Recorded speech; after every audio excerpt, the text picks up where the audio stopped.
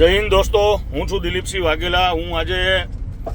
રાજકોટ મહાનગરપાલિકાના ward number 13માં આવેલ ખોડિયારનગર વિસ્તારમાં એક જ કમ્પાઉન્ડમાં 3 આંગણવાડી આવેલી છે, ત્યાં હું આજે વિઝિટમાં ગયો હતો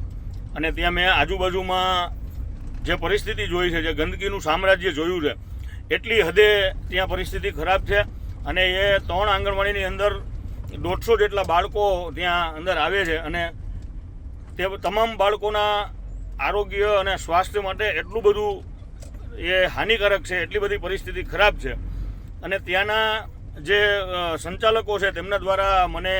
એક રજૂઆત કરવામાં આવી હતી કે અહીંયા આજુબાજુમાં ગંદકીનો એટલો બધો ત્રાસ છે, રાતના જે કમ્પાઉન્ડ વોલ નીચી છે એથી એવું થાય છે કે આજુબાજુના વિસ્તારના લોકો ત્યાં આવીને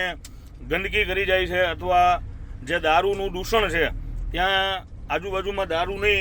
ખાલી કોથળીઓ અથવા બોટલો પડી હોય છે। સાથે સાથે બીજી એક વાત છે કે ત્યાં પાણીનો બોર પણ આવેલો છે, એમાંથી જે પાણી ખેંચવાની મોટર હોય છે એ મોટરની પણ ચોરી થઈ ગઈ છે। ત્યાંના સંચાલકોનું કહેવું એવું હતું કે અમે પોલીસમાં પણ ફરિયાદ કરેલી છે, પણ અત્યાર સુધી કોઈ નિરાકરણ આવેલું નથી। તો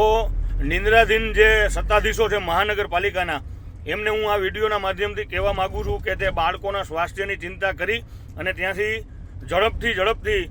તે જગ્યા છે તે આજુબાજુની ગંદકીને સાફ કરવામાં આવે।